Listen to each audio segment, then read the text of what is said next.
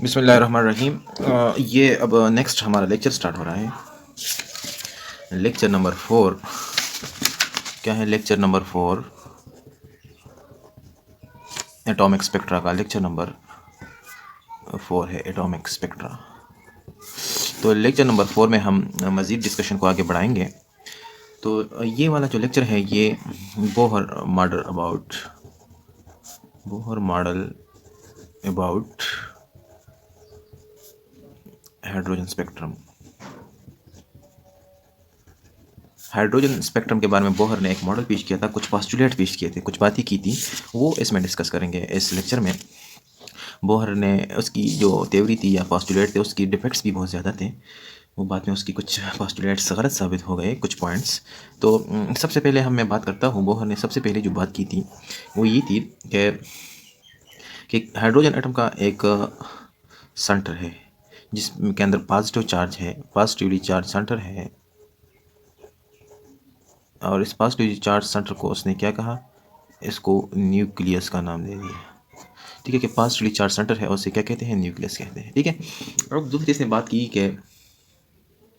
कि ये electron hydrogen के ये या किसी भी एटम के न्यूक्लियस के इर्द गिर्द एक फिक्स्ड पाथ पे कंटिन्यूसली रिवॉल्विंग कर रहा है। और इस फिक्स्ड पाथ को इसने क्या नाम दिया, ऑर्बिट, बोहर ऑर्बिट या बोहर ऑर्बिट या शेल भी कह सकते हैं। इसने क्या, रदरफोर्ड ने भी एक थ्योरी पेश की थी, लेकिन रदरफोर्ड ने कहा था कि इलेक्ट्रॉन न्यूक्लियस के इर्द गिर्द रिवॉल्विंग कर रहा है, लेकिन रदरफोर्ड ने ये बात नहीं कही थी कि फिक्स पाथ पे रिवॉल्विंग कर रहा है। तो बोहर ने ये बताया कि इलेक्ट्रॉन तो रिवॉल्विंग कर रहा है लेकिन फिक्स्ड ऑर्बिट में, और उसे क्या बोहर ऑर्बिट कहते हैं। अच्छा, इसने तीसरी बात की थी कि जब भी इलेक्ट्रॉन न्यूक्लियस के इर्द गिर्द रिवॉल्व करेगा तो इसकी कुछ ना कुछ वेलोसिटी भी होगी। इलेक्ट्रॉन का मास भी है, ठीक है, मास भी है, वेलोसिटी भी है। इलेक्ट्रॉन का लेके इधर तक जो फासला है इसे रेडियस कहते हैं। रेडियस के अराउंड ये क्या कर रहा है, रोटेशन कर रहा है, तो इसका क्या है, एक मोमेंटम बनता है, P is equal to M V. इस इलेक्ट्रॉन का मोमेंटम मास भी है, वेलोसिटी भी है, तो इस इलेक्ट्रॉन का तो मोमेंटम होगा कुछ ना कुछ ना। और एक रेडियस के अंडर हो, न्यूक्लियस के सेंटर के अंडर हो, तो इस मोमेंटम को फिर आप क्या कहोगे, angular momentum. L is equal to linear momentum cross radius. तो बोहर ने कहा था कि जब इलेक्ट्रॉन मूव कर रहा है, रिवॉल्व कर रहा है न्यूक्लियस के इर्द गिर्द, तो उसका कुछ क्या बनता है, एंगुलर मोमेंटम बनता है।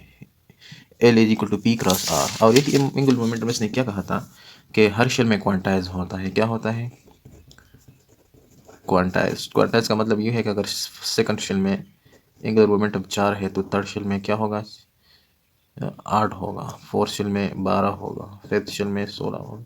मतलब कि क्वांटाइज का मतलब एक कॉमन डिफरेंस होगा तमाम के तमाम मोमेंटम्स में।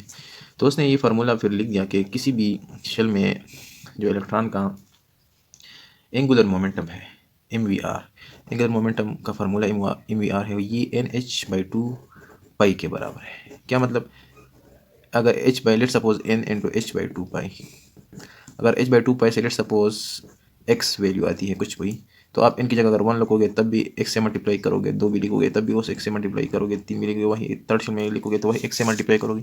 मतलब कि हर शेल में आपका एंगुलर मोमेंटम क्या क्वांटाइज होगा, इससे जो वैल्यू आएगा, इससे जो आएगा, इससे दोनों सब के दरमियान एक कॉमन डिफरेंस होगा, क्वांटाइज होगा एंगुलर मोमेंट।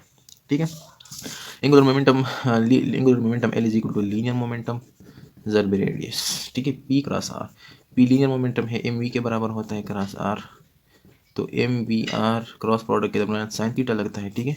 और जब इलेक्ट्रॉन इस तरफ मूव करता है न्यूक्लियस से इर्द गिर्द, ठीक है, इस तरह मूव करता है इलेक्ट्रॉन और ये रेडियस है, तो आर और वी के दरमियान क्या है, साइन थीटा 90 डिग्री एंगल है। ठीक है, इसका 90 डिग्री एंगल बनता है हर पॉइंट पे, तो साइन 91 के बराबर होता है। सही है। तो एम वी आर किसके बराबर होगा, M V R is equal to L, या साइन थीटा की जगह 1 लोगोगे तो angular momentum M V R के बराबर होगा। तो मतलब इसका वो हुआ कि एंगुलर मोमेंटम किसके बराबर है, N H by two five integral multiple of, हर शेल में एंगुलर मोमेंटम क्या होगा, इंटीग्रल मल्टीपल होगा। ठीक है, क्वांटाइज होगा या integral multiple of N H by two five. इसने ये तीसरी बात कही थी। ठीक है, ऐसे आप ये भी कह सकते बोहर क्वांटाइज कंडीशन। कौन सा, बोहर क्वांटाइज्ड,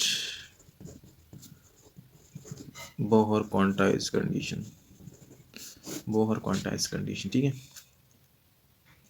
अच्छा, इसने चौथी बात ये कही थी कि जब भी इलेक्ट्रॉन मोशन कर रहा है सर्कल में, तो किसी बॉडी को भी सर्कल में मोशन करने के लिए एक फोर्स की रिक्वायरमेंट होती है और उस फोर्स को सेंट्रीफ्यूगल फोर्स कहते हैं। ठीक है, जब भी एक बॉडी मोशन करेगा सर्कल में तो उसके लिए ज़रूरी है कि सेंट्रीफ्यूगल फोर्स हो। तो उसने कहा कि इलेक्ट्रॉन और न्यूक्लियस के दरमियान एक इलेक्ट्रोस्टैटिक फोर्स है, न्यूक्लियस पे पॉजिटिव, इलेक्ट्रॉन पे नेगेटिव।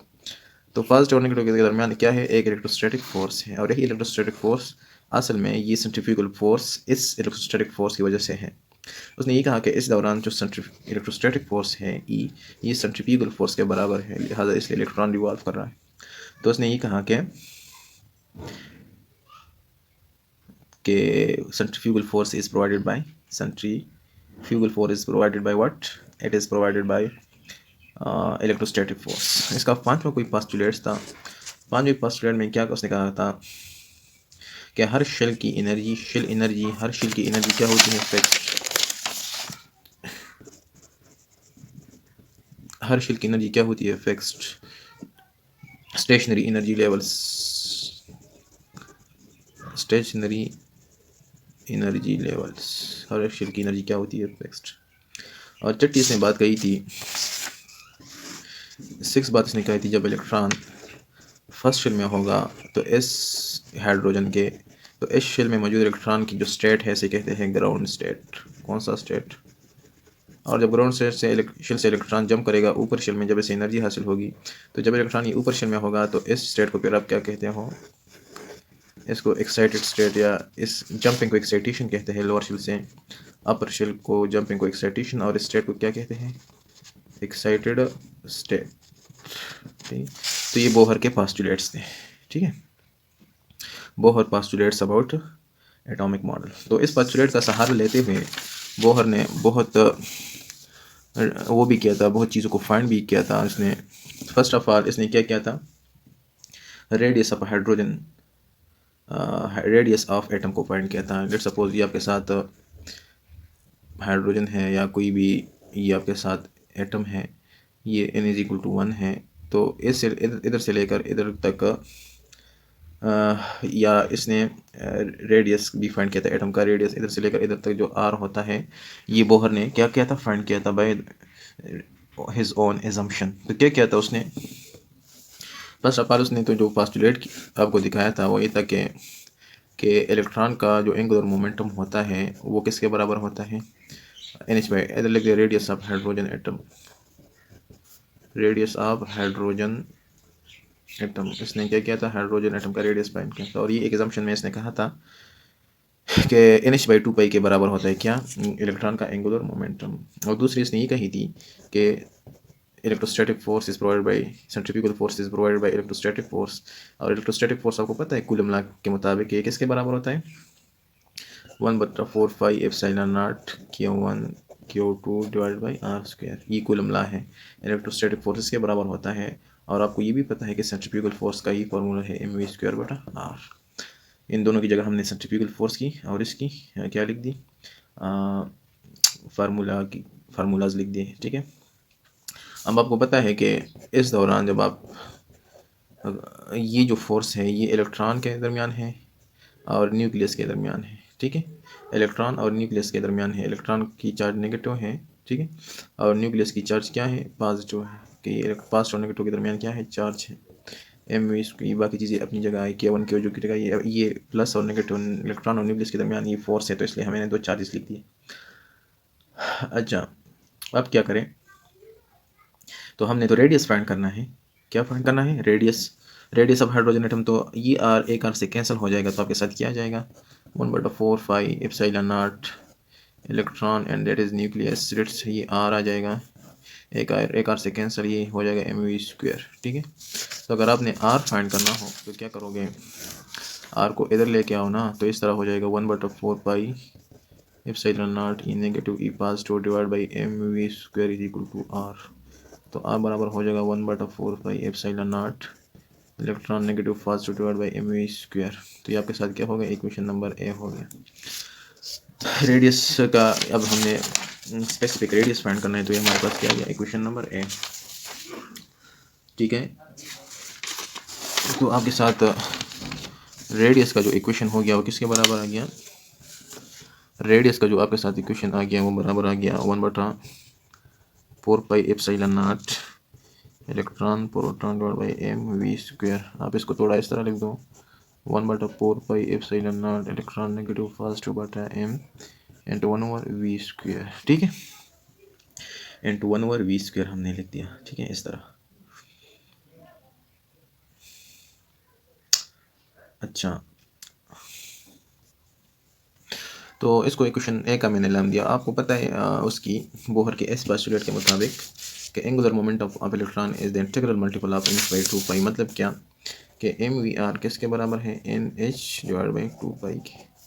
ये वेलोसिटी है, रेडियस है, ये एम है। अगर मैं वेलोसिटी को इधर अकेला छोड़ दूँ तो आपके साथ रेडियस क्या आ जाएगा, N H divide by 2 pi into 1/m r। ठीक है, अगर मैं वेलोसिटी का स्क्वायर कर दूँ तो ये भी सारे के सारे स्क्वायर हो जाएंगे, N square H square divide by 4 pi square into 1/m square R square. ठीक है, तो अब मैं अगर इसको 1/v स्क्वायर कर दूँ, मतलब इस तरह 1 इसको उल्टा कर दूँ तो बाकी तमाम चीज़ें उल्टा हो जाएंगे, 1/पाई square M square R square divide by N square H square. Question number B हो गया। ठीक है, अब क्वेश्चन नंबर बी को क्वेश्चन नंबर ए में प्लग करो, मतलब 1/v स्क्वायर की जगह ये वैल्यू लिख दो, तो आपके साथ क्वेश्चन नंबर ए किस तरह रिड्यूस हो जाएगा, R is equal to 1/4 pi epsilon naught electron nucleus into M. 1/v की जगह क्या लिख दो, 4 pi square M square R square divide by N square H square. ठीक है, तो इसमें आप कटिंग कर दो, 4 को 4 से कट कर दो, एक पाई के साथ कट करो, इधर पाई रह जाएगी, एक एम को दूसरे एम के साथ कैंसिल करो। ठीक है,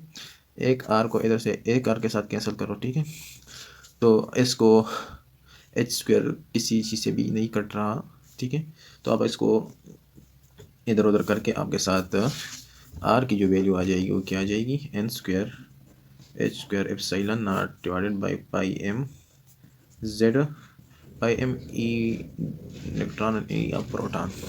तो आपके साथ ये रिजल्टिंग यही इक्वेशन आ जाएगा रेडियस के लिए कि radius is equal to N square H square epsilon naught divided by pi M E square लिख सकते हो, ए नेगेटिव एक प्लस टू की जगह आप ई स्क्वायर लिख सकते हो, दोनों सेम चार्जेस है, सिर्फ साइन सिर्फ डायरेक्शन शो कर रहा है। ठीक है, देखो इसको इसमें कांस्टेंट को अलग कर दो, एन स्क्वायर भी कांस्टेंट है, एच स्क्वायर भी कांस्टेंट है, एप्सिलॉन नॉट भी कांस्टेंट है, पाई भी कांस्टेंट है, एम भी कांस्टेंट है। ठीक है, सॉरी ये एन जो है ये कांस्टेंट नहीं, ये नंबर ऑफ शेल है, मतलब कि बाकी चीज़ें कांस्टेंट है, एन कांस्टेंट नहीं है।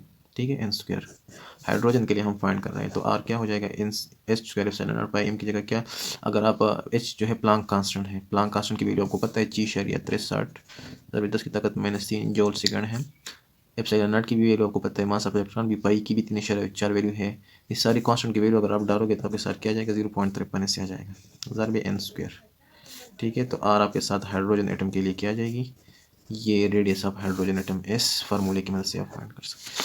अब आपने लेट सपोज फर्स्ट शेल में हाइड्रोजन की एटम की रेडियस फाइंड करनी है, जब इलेक्ट्रॉन फर्स्ट शेल में हो तो इनकी जगह 1 डालोगे, तो फर्स्ट शेल में हाइड्रोजन का रेडियस क्या है, 0.53 एंगस्ट्रॉम। इस तरह 2 डालो तो सेकंड शेल में 3 डालो तो थर्ड शेल में 4 5, इस तरह इनको चेंज करो। अब अगर आप ये जनरल फार्मूला है हाइड्रोजन एटम के लिए, आप किसी और एटम का भी रेडियस फाइंड कर सकते हो, कैसे, 0.53 N square divide by Z angstrom. अगर आप किसी भी हाइड्रोजन का फाइंड कर रहे हो तो इधर की जगह 1 डालोगे ना, जब 1 डालोगे तो ये फार्मूला ये बन जाएगा। अगर किसी और एटम का आपने सोडियम का फाइंड करना हो तो सोडियम का एटॉमिक नंबर डालोगे इधर 11, ऑक्सीजन का फाइंड करना है तो 8 डालोगे, Z represent atomic number of, तो किसी भी एटम का रेडियस आप इस फार्मूले की मदद से फाइंड कर सकते हो। ठीक है, तो ये क्या था, वो रेडियस ऑफ हाइड्रोजन एटम था। अच्छा, तो यही ये क्या था, नंबर फर्स्ट है, ये वाला जो फार्मूला था, ये वाला जो डेरिवेशन था, ये क्या था, रेडियस ऑफ हाइड्रोजन एटम। अब दूसरा आपके पास है, दूसरा ये है कि लेट सपोज ये हाइड्रोजन है और इसका इलेक्ट्रॉन है, इलेक्ट्रॉन इधर मूवमेंट कर रहा है, कंटिन्यूसली रिवॉल्व कर रहा है, तो उसने वेलोसिटी फाइंड कर दी, क्योंकि उसने कहा था कि इलेक्ट्रॉन कंटिन्यूसली रिवॉल्व कर रहा है, तो उसने ये प्रूव दिया कि हमने इलेक्ट्रॉन की वेलोसिटी उसने फाइंड कर दिया। अगर एक बॉडी की वेलोसिटी आप फाइंड करो तो उसका मतलब है कि वो मूवमेंट कर रहा है ना, तो उसने इस असम्पशन से कि angular moment of electron is the integral multiple of NH/2 पाई, इसकी मदद से उसने क्या कर दी, वेलोसिटी फाइंड कर दी। ठीक है, तो उसने वेलोसिटी किस तरह फाइंड कर दी, इस फार्मूले की मदद से। तो इसमें इस फार्मूले को उसने रीअरेंज किया, mass velocity into radius is equal to NH/2 pi. Radius हमने फाइंड की है, रेडियस की जगह आप क्या डाल लो, रेडियस का ये फार्मूला डाल लो, एन स्क्वायर एच स्क्वायर, मतलब रेडियस ऑफ हाइड्रोजन एटम तो हमने फाइंड किया ना, N square H square epsilon naught divide by pi M into N square is equal to N H by 2 pi. एक पाई के साथ कैंसिल, एन के साथ कैंसिल, और आप इधर उधर करोगे, इसको रीअरेंज करो तो वेलोसिटी ऑफ इलेक्ट्रॉन क्या आ जाएगी, E square divided by E square divided, नीचे ई स्क्वायर भी है, इधर भी ई स्क्वायर है, तो आप क्या इसको ऊपर नीचे कर दो, रीअरेंज कर दो, मैथमेटिक्स से आपको आता है 2h एप्सिलॉन नॉट एन। तो इस फार्मूले की मदद से उसने क्या कर दी, वेलोसिटी ऑफ इलेक्ट्रॉन भी फाइंड कर दी। ई चार्ज ऑफ इलेक्ट्रॉन तो पता है आपको, 1.67 -19, टू भी पता है, एच भी कांस्टेंट है, प्लैंक्स का एप्सिलॉन नॉट की भी वैल्यू है। फर्स्ट शेल में अगर आपने फाइंड करना है तो क्या हो जाएगा आपके साथ, V in first shell is equal to of electron velocity 2.18 metre per second, 2.18 metre per second, ये velocity of electron in first shell है। ठीक है, आप किसी और एटम की, ये तो हाइड्रोजन के लिए था, अगर आप किसी और एटम की किसी भी n शेल में 1 2 3 जिस मर्जी जिस शेल में अगर आप किसी और एटम की एनर्जी वेलोसिटी फाइंड करना चाहते हो तो इस फार्मूले की मदद से 2h एप्सिलॉन नॉट n, इस फार्मूले की मदद से आप फाइंड कर सकते हो। इधर एटॉमिक नंबर डालते रहो, इधर इलेक्ट्रॉन की चार्ज डालते रहो, इधर 2h की भी वैल्यू, सब वैल्यूज आपको गिवन है, तो आप वेलोसिटी ऑफ इलेक्ट्रॉन फाइंड कर सकते हो। ठीक है, अब नेक्स्ट थर्ड नंबर है एनर्जीज ऑफ इलेक्ट्रॉन। क्या, energies of electron for hydrogen atom. तो एनर्जी किस तरह फाइंड करोगे इसकी, देखो जब इलेक्ट्रॉन मूव करता है इस मोशन में, तो इस शेल में, तो इसकी कुछ ना कुछ काइनेटिक एनर्जी होगी। ठीक है, और जब ये इलेक्ट्रॉन और न्यूक्लियस के दरमियान जो फोर्स है, असल में ये फोर्स, ये पोटेंशियल एनर्जी है, किसके बराबर है, पोटेंशियल एनर्जी की। इसे आप कहते हो electrostatic potential energy, electrostatic potential energy.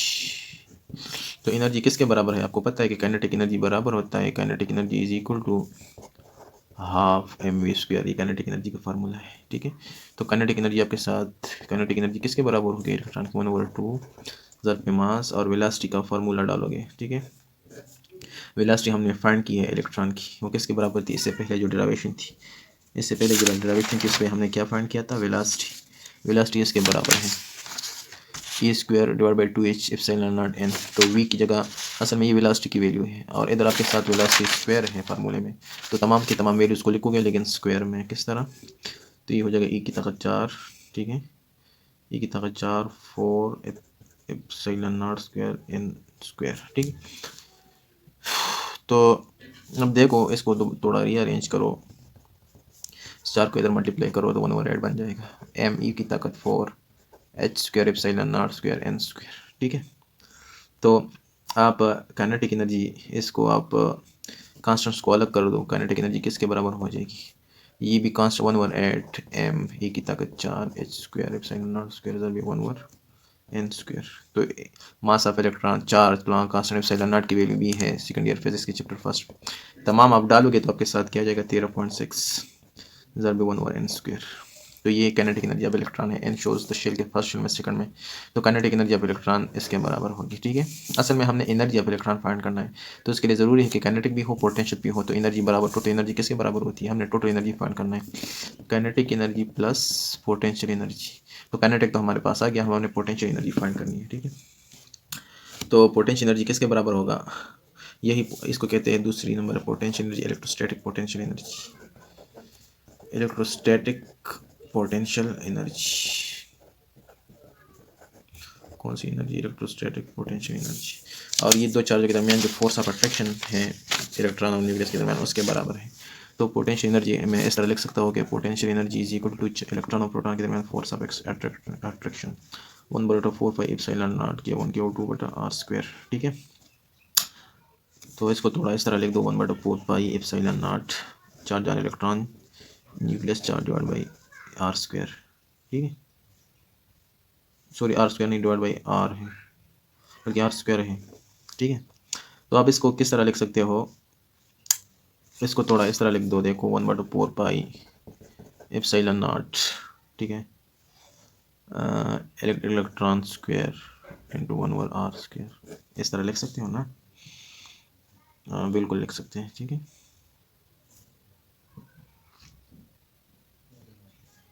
तो आप आर की वैल्यू डाल दो, ठीक है। तो ये क्या हो जाएगा 1/4 pi epsilon not a square 1 और आर स्क्वायर की अगर आप वैल्यू डालोगे और साथ स्क्वायर लगाओगे या 1 या आर की वैल्यू डालोगे तो आपके साथ क्या आ जाएगी N square H square epsilon naught divide by pi M, ये आर की वैल्यू है, ठीक है। तो आपके पास क्या हो जाएगा आखिर में, आप इसको थोड़ा रीअरेंज करो, 4 पाई एप्सिलॉन नॉट, ये पाई एम है, इसको ऊपर लेके जाओ divide by N square H square epsilon naught, ये पाई पाई के साथ कैंसिल, एप्सिलॉन नॉट स्क्वायर हो जाएगा, ठीक है। तो ये आपकी इक्वेशन रिड्यूस हो जाएगी, मास ई की ताकत 4 eight epsilon naught square H square 1/n square. ये सारी चीज़ें कांस्टेंट्स हैं, इस कांस्टेंट की वैल्यू डालोगे तो आपके साथ क्या आ जाएगा -2 तब 3.6 इंटू 1/n स्क्वायर, ठीक है। तो ये आपके साथ ये माइनस साइन किधर से आ गया, ये माइनस साइन शो करता है कि ये दोनों चार्ज के दरमियान क्या है, ये इलेक्ट्रॉन को अपोजिट डायरेक्शन है, नेगेटिव साइन दोनों की अपोजिट डायरेक्शन शो कर रहा है, दोनों फोर्सेस की, ठीक है। तो ये आपके साथ क्या हो जाएगी, ये एनर्जी आपके साथ आ जाएगी 2013 to 1/n स्क्वायर इलेक्ट्रॉन और, तो ये पोटेंशियल एनर्जी आपके साथ आ गई, ठीक है। आपके साथ क्या कौन सी एनर्जी आ गई, पोटेंशियल एनर्जी आ गई, ठीक है।